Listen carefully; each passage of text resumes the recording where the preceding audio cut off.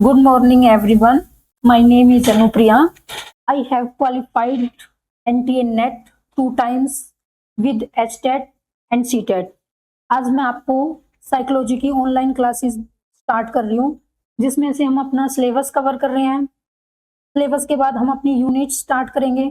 Syllabus को बिल्कुल go through करना बहुत ज़रूरी है, क्योंकि अगर आप सिलेबस को नहीं समझोगे तो आप आगे नहीं कर पाओगे। सिलेबस जब भी कोई बच्चा तैयारी करता है कंपटीशन एग्जाम की, जैसे यूजीसी नेट है, तो इसके लिए आपके सामने सिलेबस होना चाहिए। सिलेबस को अच्छी तरह से गो थ्रू करना जरूरी है। हमारा यूनिट स्टार्ट होता है इमरजेंस ऑफ साइकोलॉजी। इसमें ये है कि जो हमारा जो वैदिक काल है ना, जो हमारे पुरानी चीजें हैं, जैसे गीता, महाभारत, ये सिलेबस में एक नया ऐड हुआ है। अभी इन्हीं 2 सालों से ये टॉपिक को पढ़ाया जाता है, जिसमें से हमें पीछे का जो हमारा कहाँ से स्टार्ट हुई, कहाँ से रूटेड हुई हमारी साइकोलॉजी, क्योंकि जो चीज गीता में पढ़ाई गई है वो इसमें सारा कुछ है। एक बोलते हैं कि जो साइकोलॉजी है वो पहले टाइम में, जैसे गीता में जो चीज लिखी हुई है वो ही हमारी साइकोलॉजी में अप्लाई होती है। तो जो फर्स्ट यूनिट है इसमें ये सारा कुछ होता है, जैसे गीता, महाभारत वगैरह इनका सब है। जैसे उसके बाद वेस्टर्न का आता है। वेस्टर्न में हम पढ़ते हैं गेस्टाइल, बिहेवियर, विजन, ह्यूमनिस्टिक वगैरह, ये सब इनका एक इंट्रोडक्शन होता है। उसके बाद ईस्टर्न का भी आता है, जैसे ओंटोलॉजी क्या है, जो हमारा एक छोटा सा रिसर्च का पार्ट होता है। रिसर्च नहीं है ये, वैसे एक छोटा सा पार्ट है रिसर्च का, जो इसमें हम पढ़ेंगे। इसमें हम योगा, सूफीज्म, जैनिज्म, ये सब इसमें होता है। सेकंड यूनिट है हमारी रिसर्च की, जो हमें रिसर्च में हमारे जो एथिक्स होते हैं, हमें रिसर्च कैसे करनी है, क्योंकि ये एक साइंटिफिक सब्जेक्ट है। इसके लिए जो रिसर्च है वो मैंडेटरी है, क्योंकि हम रिसर्च के बिना का इस सब्जेक्ट को नहीं पढ़ सकते। बट ये हमारी जो रिसर्च की है ये थोड़ी हार्ड यूनिट है। फिर थर्ड यूनिट आती है टेस्टिंग। टेस्टिंग भी हर जो एक साइंटिफिक सब्जेक्ट होता है उसका टेस्टिंग जो होता है रूटेड होती है, क्योंकि जिसमें जो सारी चीजें हैं वो हमारी टेस्टिंग पे बेस्ड है। तो टेस्टिंग में हम पढ़ेंगे कि हम टेस्ट कैसे बनाते हैं, उसकी रिलायबिलिटी, वैलिडिटी, टेस्टिंग में कौन कौन से टेस्ट हैं, जैसे एटीट्यूड स्केल है, इन सब चीजों को डीपली पढ़ेंगे। फिर है बिहेवियर और बायोलॉजी बेसिस ऑफ बिहेवियर, जो हमारी जो बायो होती है, बायोलॉजी में हम जो पढ़ते हैं हमारा नर्वस सिस्टम, न्यूरॉन्स वगैरह। फोर्थ यूनिट में हमारा ये होता है। फिफ्थ है attention, perception, learning and memory, forgetting. जो हमारे न्यूरोलॉजी का जो बेसिक पार्ट है वो यहाँ से स्टार्ट होता है। इसमें हम सारा कुछ देखेंगे कि हम अटेंशन कैसे देते हैं, अटेंशन के क्या फॉर्म है, परसेप्शन, हम चीजों को परसीव कैसे करते हैं, लर्निंग, चीजों को सीखते कैसे हैं, सीखने के बाद वो हमारी मेमोरी में कैसे स्टोर होती है, फिर बाद में आता है फॉरगेटिंग, जो चीजों को भूलते कैसे हैं। इस यूनिट में सारी थ्योरीज वगैरह डीपली, क्यों मेमोरी के कितने लेवल हैं, सब कुछ डिस्कस करेंगे। फिर सिक्स्थ यूनिट है जिसमें थिंकिंग, हमारी इंटेलिजेंट, कितनी क्रिएटिव, सब ये सब चीजें होती है। फिर सेवंथ है personality, motivation, emotional, stress and coping, कि हमारी पर्सनैलिटी कैसे है। वैसे तो हमारी साइकोलॉजी स्टार्ट ही हमारी पर्सनैलिटी से होती है, कि जैसे हम जो हमारी साइकोलॉजी का बेस है वो स्टार्ट हम ही हमारी पर्सनैलिटी से होता है। वैसे भी हम जब ये सिलेबस कवर करेंगे तो स्टार्टिंग में हम पर्सनैलिटी से ही स्टार्ट करेंगे, क्योंकि जब तक हम पर्सनैलिटी को नहीं समझ सकते तब तक हम साइकोलॉजी को भी नहीं समझते, क्योंकि साइकोलॉजी का मेन बेस ही अपनी पर्सनैलिटी होती है। उसके बाद है यूनिट नंबर 8, जो है हमारी सोशल साइकोलॉजी, जो आज के टाइम में सबसे इंपॉर्टेंट है, कि हम लोगों के साथ कैसे कनेक्शन बनाते हैं, हमारी लोगों के साथ कितनी बाउंडिंग है, हम एक्सट्रोवर्ड है, इंट्रोवर्ड है, ये सारा कुछ सोशल साइकोलॉजी में आता है। फिर है ह्यूमन डेवलपमेंट, जो हमारा स्टार्टिंग से जो होता है कि एक बच्चा कैसे कैसे बड़ा होता है, वो ह्यूमन डेवलपमेंट में आता है। जो हमारा स्टार्टिंग से लेके जब बच्चा जन्म लेता है तब से लेके जो हमारा बिल्कुल लास्ट एंड तक होता है, वो हम सारा कुछ ह्यूमन डेवलपमेंट में पढ़ते हैं। और 10 यूनिट है अमर्जिंग एरिया, जो अभी ये भी रिसेंट ऐड हुआ है। इसमें यही है कि मतलब देश में गरीबी, जो बोलते हैं पॉवर्टी वगैरह, हमारा कल्चर कैसा है, हम कल्चर के साथ कैसे सरवाइव करते हैं, ये सब हम यूनिट 10 में पढ़ेंगे। तो ये हमारा सारा सिलेबस है, जिसको हम बिल्कुल डीपली करेंगे, कैसे हर चीज में कैसे थ्योरियां पढ़नी है, मतलब बिल्कुल हर चीज डीपली स्टार्ट करेंगे।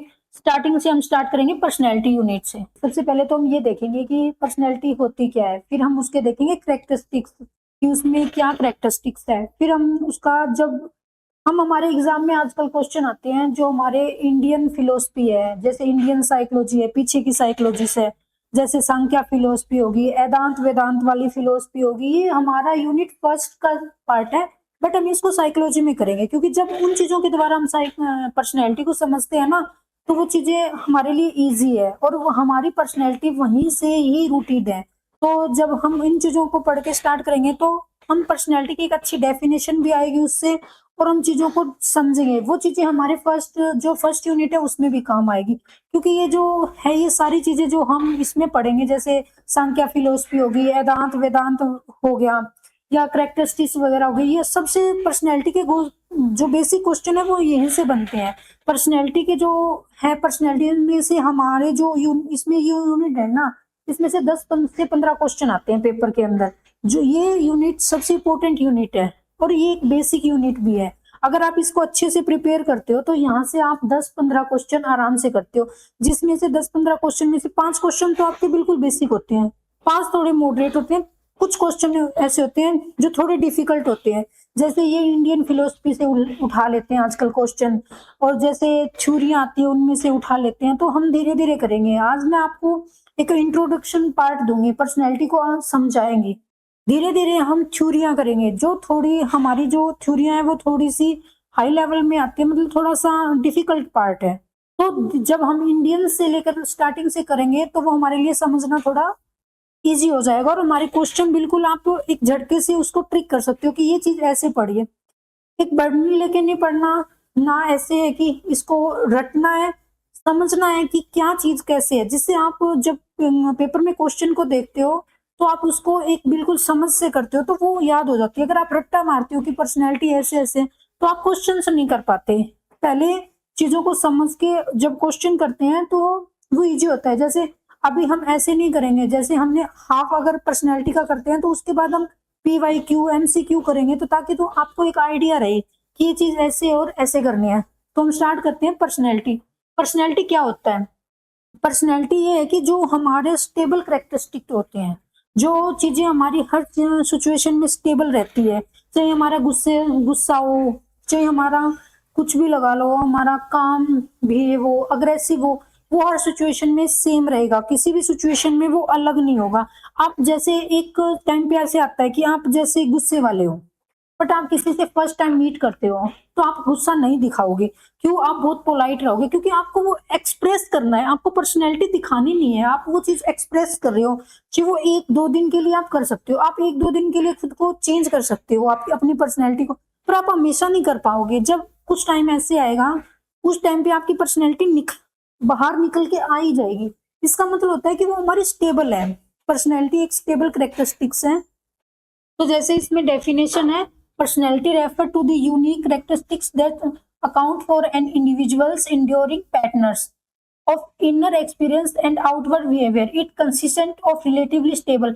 तो ये relatively stable है ना, ये हमारी पर्सनैलिटी का सबसे कोर, जो एक कोर फीचर होता है ना, वो एक कोर फीचर है कि हमारी पर्सनैलिटी हर सिचुएशन में स्टेबल रहेगी। इसमें से हमारे ट्रेड्स आते हैं, हमारे कैरेक्टरिस्टिक्स आते हैं। ट्रेड्स क्या होते हैं? ट्रेड्स होते हैं जो हर टाइम पे हमारे, जैसे हमारे ट्रेड्स हैं कि हम एक अच्छे नेचर के हैं, हम किसी के साथ बुरा नहीं कर सकते, वो हमारी ट्रेड्स हैं जो हमारी पर्सनैलिटी को एक नया वे देती है, मतलब यूनिक बनाती है। हर किसी में ट्रेड अलग अलग होते हैं। जैसे हम ओलपोर्ट की थ्योरी पढ़ते हैं, वो थ्योरी हम आगे पढ़ाऊंगी, वैसे एक आपको हिंट देती हूँ कि ओलपोर्ट की थ्योरी में उन्होंने 3 ट्रेड दिए हैं।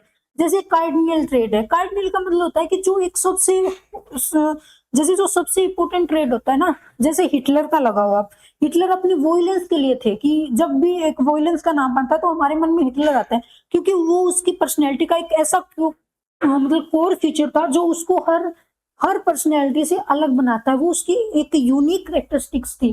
फिर जैसे इसमें हमारे पर्सनैलिटी में थॉट्स हैं, फीलिंग्स हैं, कम्युनिकेशंस है, बिहेवियर है, इंडिविजुअल डिफरेंस है, हमारी यूनिक आइडिया, स्टेबिलिटी है, हर टाइम हमारा बिहेवियर है।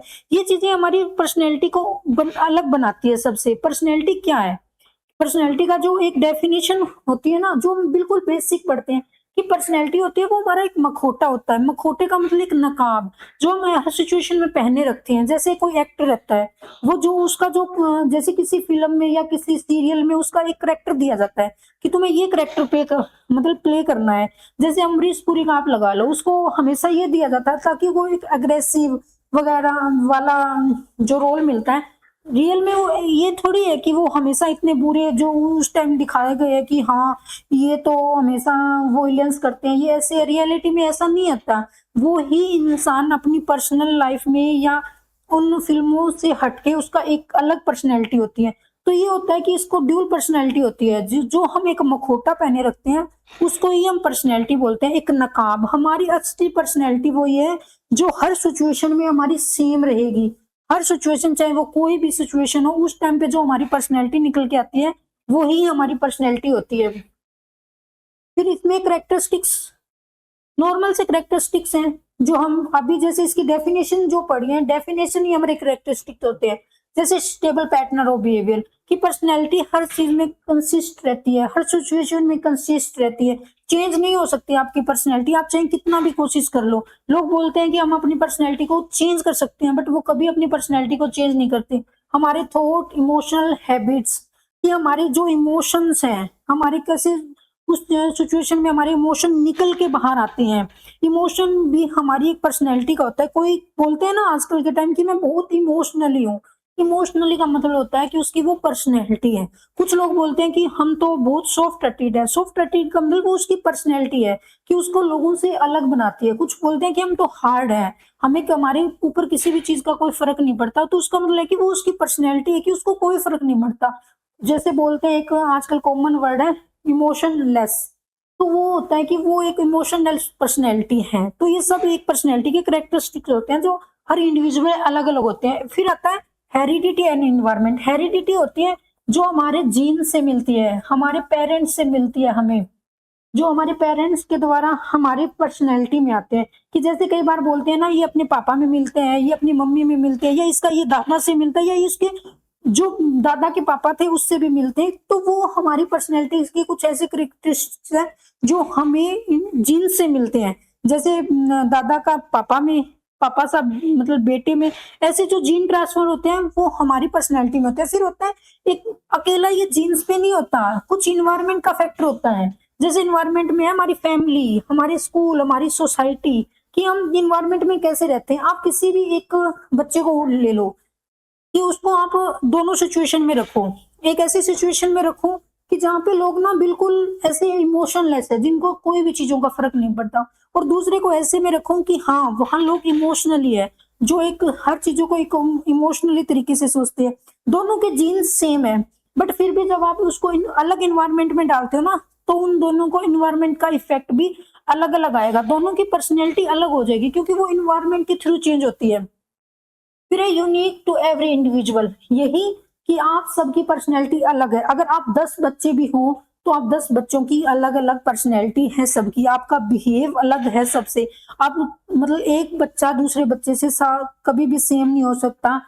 हर पर्सन इंडिविजुअल यूनिक होता है। कई बार ऐसे बोलते हैं ना कि मैं तो कोई काम का नहीं हूँ, मेरे अंदर तो कुछ ऐसा है नहीं कि मैं दूसरों से ऐसे कंपेयर करते हैं खुद को। पर नहीं, किसी को खुद को साथ कंपेयर नहीं करना चाहिए, क्योंकि हर इंसान की एक यूनिक पर्सनैलिटी होती है।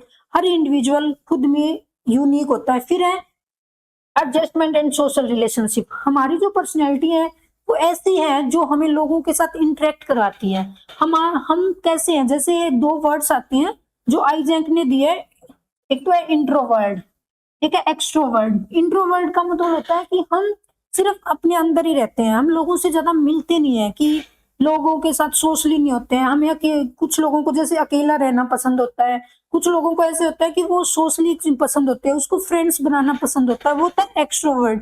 तो ये दो जो होते हैं इनको अलग अलग करते हैं। वैसे इनका एक मिक्स भी होता है जिसको एम्बिवर्ट बोलते हैं, बट ज्यादातर इन दोनों में पर्सनैलिटी डिफाइन होती है। कुछ ज्यादा ही सोशली होते हैं उसको एक्स्ट्रावर्ट बोल दिया जाता है, और जो कुछ ज्यादा ही मतलब अपने आप में रहते हैं उसको इंट्रोवर्ट बोलते हैं। फिर जैसे इसका एक की आइडिया इसमें दिया हुआ है कि personality is A dynamic combination of stable behaviour patterns, mental processes, inherited characteristics and environmental experience that shape how individual think, feel, behave and relate to other।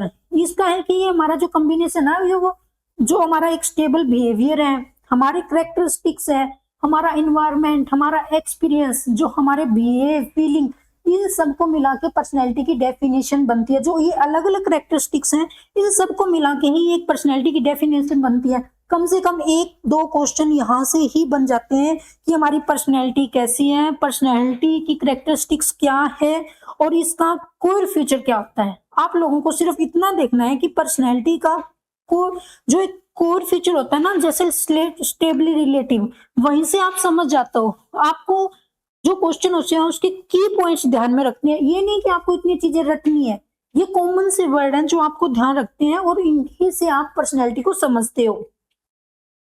फिर है इंडियन, जो इंडियन पर्सपेक्टिव है आज के टाइम में, इससे question बहुत पूछते हैं क्योंकि ये फर्स्ट यूनिट में भी आता है, ये आपकी पर्सनैलिटी यूनिट में भी आता है, ये आपकी 10 यूनिट में भी आता है, क्योंकि ये जो है इंडियन आजकल ये एनटीए का सबसे फेवरेट क्वेश्चन है। यहाँ से वो क्वेश्चन काफी बनाते हैं। जैसे इसमें इंडियन में लिखा हुआ है कि जो इंडियन फिलोसफी है वो हमारी कॉम्बिनेशन है stable and enduring characteristic. Same है, सेम आपको हर जगह, चाहे वो इंडियन हो चाहे वो वेस्टर्न हो, पर्सनैलिटी की डेफिनेशन आपको सेम ऐसी ही दी जाती है कि वो स्टेबल ही है। जैसे इसमें एक वर्ड आता है इंडियन में, जब हम आम बोलते हैं स्वभाव, हमारा स्वभाव कैसे है, हम कैसे, मतलब कि कई बार ये बोलते हैं तेरा तो स्वभाव ही ऐसा है। वो स्वभाव का मतलब है कि वो पर्सनैलिटी कैसी है। हमारा जो स्वभाव है, वो जो हमारा बिहेवियर है, वो ही हमारी पर्सनैलिटी को करता है कि हाँ ये हमारी पर्सनैलिटी है और ये हमारा स्वभाव है। तो जैसे इसमें ये है कि स्वभाव refers to the inherent nature of disposition of individual. Every person processes unique characteristic that distinguish him और हर अदर। यही है कि प्रत्येक व्यक्ति में विशिष्ट विशेषताएं होती है जो दूसरों से अलग बनाती है। बार बार में एक ही चीज रिपीट हो रही है कि जो पर्सनैलिटी वो है जो हमें चीजों से अलग बना रही है, जो एक इंडिविजुअल को दूसरे इंडिविजुअल से अलग कर रही है। जैसे इसमें ये है कि ये एक इंडिविजुअल है, अब इसमें देखो इसके इमोशन भी आ रहे हैं, इसका नेचर आ रहा है, थॉट आ रहा है, इसकी क्या मेमोरीज है, इसकी क्या वैल्यू है, क्या कैरेक्टरिस्टिक्स है। जैसे आपकी क्या कैरेक्टरिस्टिक्स है, आप कितनी आपकी इंडिविजुअल आइडेंटिटी है, आप कैसा फील करते हो, आपका बिहेव कैसे, सबको अपने बारे में पता होता है कि हाँ मेरा बिहेव ये है, मेरा नेचर यही है। तो वो ही पर्सनैलिटी है जिसमें जैसे यूनिक नेचर हो गया, डिस्टिंक्ट पर्सनैलिटी होगी, बिहेवियर हमारे एक्शंस हो गए, यही सब हमारी पर्सनैलिटी में आता है। पर्सनैलिटी को आप चाहे कितना ही डिफाइन कर लो, बस उसके जो 2-3 कोर फीचर है आप उसको ध्यान में रख के आप पर्सनैलिटी के हर एक क्वेश्चन को कर सकते हैं। जो वर्ड्स हैं जैसे स्टेबल, ये कैरेक्टरिस्टिक्स, ये सारे जो हमारी आगे थ्योरी आएगी उन सबका ये बेस है। आप इन चीजों को ध्यान में रखोगे तभी आप आगे की जो थ्योरी है इनको कर पाओगे। थ्योरियों को भी हम बहुत इजी वे से कर सकते हैं, जैसे हमने कैरेक्टरिस्टिक्स और उसको समझा है, ऐसे ही हम थ्योरियों को बहुत इजी वे से कर सकते हैं। फिर है जो ये प्रकृति, ये Sankhya philosophy most important NTA का जो ये आज के टाइम में है। संख्या फिलोसफी से आपको एक क्वेश्चन आए ही आएगा। अगर वो फर्स्ट यूनिट से भी संख्या फिलोसफी को उठाते हैं तो 2 क्वेश्चन आते ही आते हैं। तो इसमें संख्या फिलोसफी है कि according to Sankhya all events occur according to natural law. ये संख्या फिलोसफी कहती है कि जो हमारे होते हैं, जो हमारा हर एक जो हमारी घटनाएं होती हैं वो हमारी प्राकृतिक नियमों के होते हैं। जैसे प्रकृति के कुछ नियम है, प्रकृति के नियम पे ही हमारी पर्सनैलिटी बनती है। जैसे मानव व्यवहार को उसके स्वभाव के अनुसार विकसित होता है, वही बात आ गई स्वभाव, मतलब हमारा स्टेबल कैरेक्टरिस्टिक्स, सेम वही वर्ड आ गया। फिर है all material change occur due to interaction of 3 गुणास। ये प्रकृति हमें बोलती है, संख्या फिलोसफी बोलती है कि हर इंसान के अंदर 3 गुण होते हैं, उन तीनों को बना के हमारी पर्सनैलिटी डेवलप होती है। किसी में मतलब ये तीनों गुण मिक्स होते हैं, बट किसी में ज्यादा होते हैं, किसी में कम होते हैं। जैसे सबसे पहले हमारा आता है सात्विक। सात्विक क्या होता है? जो इंसान बिल्कुल काम रहता है, चाहे वो मतलब कितनी गुस्से वाली सिचुएशन आ जाए, वो इंसान काम रहेगा, वो अपनी बुद्धिमत्ता से काम लेता है। जैसे 4 लोगों में कहते हैं ना कि ये डिसीजन सही लेता है, ये मतलब बोलते हैं कि सियाना आदमी है, वो उसको वो क्यों बोलते हैं? क्योंकि वो हर सिचुएशन में काम रहता है, खुद को उस हर सिचुएशन में एक ऐसा डिसीजन लेता है जो सबके लिए सही होता है, उसको बोलते हैं सात्विक। क्योंकि उसमें प्योरिटी होती है, उसमें विजडम होती है, नॉलेज होती है, इलाइटमेंट होती है कि वो हर चीज को, सिचुएशन को एक काम तरीके से हैंडल करता है। जो दूसरा आदमी होता है वो हमारे अंदर होता है रजस। रजस वाला जो होगा, जिसमें गुस्सा आएगा, हर चीज को एकदम से, जो बोलते हैं ना, एक्साइटमेंट में कर देगा। हर चीज पे जो भी कोई भी डिसीजन लेना होगा, कोई सोचना नहीं, एकदम से गुस्सा, एकदम से डिसीजन ले लिया, एकदम से गुस्सा आ गया। एनर्जी इतनी होती है कि हम कहते हैं ये तो सारा दिन एनर्जेटिक रहता है। फिर होता है पैशनेट, उसमें पैशन होता है हर चीज को करने का। वो खुद को पैशनेट समझता है कि हाँ मुझे ये चीजें बहुत जल्दी करनी है। आपको इनमें से एक क्वेश्चन जरूर आता है। फिर है तमस। तमस ऐसा होता है जो हमारी पर्सनैलिटी का वो पार्ट होता है जो हम सबके सामने ला ही नहीं सकते। बहुत कहते हैं ना कि ये तो मेरी डार्क पर्सनैलिटी है। आजकल ये वर्ड काफी चला हुआ है, डार्क पर्सनैलिटी, कि वो हमारा वो डार्क साइड जो हमारा नेगेटिव होता है, जो हम किसी को दिखाते ही नहीं है, ये हमारी पर्सनैलिटी में बहुत कम आता है। होता सब में है बट हम शो नहीं करते क्योंकि ये नेगेटिव है और नेगेटिव चीजों को हम बाहर नहीं निकालते। जैसे लेजीनेस, लेजीनेस है कि अब जैसे मैं हूं तो मैं आपको ये थोड़ी ना बताऊंगी कि मैं लेजी हूं, बिल्कुल नहीं। अगर ये दोनों, ये होता है मेरे में, सात्विक गुण ज्यादा है, तो मैं आपको बताऊंगी कि हाँ ये चीजें मेरे में है, बट ये तमस में कभी नहीं बताऊंगी। मैं क्या, कोई भी जो होता है वो कोई भी नहीं बताता कि इसमें ये तमस वाला गुण ज्यादा है। जैसे इसमें सात्विक, रजस, तमस, ये तीनों मिलके हमारी पर्सनैलिटी को बनाते हैं। ये कौन कहता है? जब आपसे पूछे ना सात्विक, रजस, तमस ये किसका पार्ट है, ये पर्सनैलिटी में सांख्य फिलोसफी, जो सांख्य फिलोसफी वालों ने, इन्होंने कहा है कि हमारे 3 गुण होते हैं जो हमारी पर्सनैलिटी को डिस्क्राइब करते हैं। फिर हमारा आगे आता है वेदांत। वेदांत, वेदांत वेदांत बोलते हैं कि हमारे हर इंडिविजुअल के अंदर 5 सीट्स होती हैं जो हमें, मतलब हमारी पर्सनैलिटी को एक देती है। इनमें, इसमें से ये आपका मोस्ट इंपोर्टेंट है। यहाँ से हर बार 1 या 2 क्वेश्चन आते हैं। एक तो आपको ये आता है कि ये जो लेयर है इसका सीक्वेंस क्या आता है। हर बार इसका सीक्वेंस आता है टॉप टू डाउन या नीचे से ऊपर, ये सीक्वेंस तो जरूर आता है। जैसे इसमें ये जो आउटर मोस्ट है, जो हमारा सबसे, हमारा जो बेसिक होता है, क्या होता है अन्न में, अन्न का मतलब होता है हमारी फिजिकल बॉडी, कि हम दिखने में कैसे हैं, हमारी फिजिकल बॉडी कैसी है, हम चीजों को फिजिकली कैसे लेते हैं, जो दूसरों को दिखती है कि इसका ये फिजिकल फीचर। फिर आता है प्राणमय कोशा, जो हमारे ब्रीथ है, हमारी लाइफ एनर्जी है, जो जिसके थ्रू हमारी लाइफ चलती है, वो होता है हमारा प्राणमय कोशा। फिर होता है मनोमय कोशा। मनोमय होता है हमारा माइंड है, ये इमोशंस हमारे, हम कैसे काम करते हैं, हमारे इमोशन कितने हैं, हमारे इमोशन कितने स्ट्रोंग है। फिर आता है विजयमय कोशा, ये हमारा होता है कि हम कितने इंटेलिजेंट है, हमारी रीजनिंग कितनी है, हम चीजों को कैसे हैंडल करते हैं। फिर लास्ट और सबसे इंपॉर्टेंट आता है हमारा इनर मोस्ट कोर होता है, जो आनंद में है, कि हम ब्लिस, कि हम सेल्फ एक्चुअलाइजेशन तक पहुंच चुके हैं। हमारी वो बॉडी जहाँ पे हमें जाके आगे कुछ नहीं है, कि हमने सब कुछ हासिल कर लिया। ये सीक्वेंस है ना, ये सीक्वेंस सबसे इंपॉर्टेंट है। एक क्वेश्चन हर बार एनटीए पूछता है, हर बार। तो जैसे इसमें देर का, ये इसकी अलग सीट है, ये इसके काम है, ठीक है, इधर हिंदी में दिया हुआ है, ये सारा कुछ है। फिर है इसका ये जो पंचकोशा है, कि ये क्या है, वेदांत वेदांत यही है कि पंचकोशा में क्या है, कि हमारी ये 5 सीटों से हमारा शरीर बना है, जिसमें हमारी जो है ये एक जो फिजिकल बॉडी से लेके जो हमें ब्लिस तक पहुंचाता है, बस यही है इसमें। फिजिकल बॉडी, फिर हमारी life energy, mind, emotional, intellect, bliss, ठीक है, इन सबको मिला के हमारी पर्सनैलिटी बनती है। जैसे इसका की आइडिया है, according to Vedanta, Vedanta personality is a multi dimensional system consisting of 5 interconnected seats processing from the physical body for the innermost state of bliss, आनंदमय कोशा। कि यही है कि ये सब 500 सीट बनके हमारी पर्सनैलिटी को डिफाइन करती हैं और हमारी पर्सनैलिटी को बनाती हैं। इन 3 जितने भी आपने 4 स्लाइडें की है, इनमें से आपको 2 या 3 क्वेश्चन मोस्ट इंपोर्टेंट है जो आएंगे। अब हम इससे आगे जब हमारी नेक्स्ट सेशन होगा उसमें हम अपनी पर्सनैलिटी की थ्योरियां स्टार्ट करेंगे। Thank you.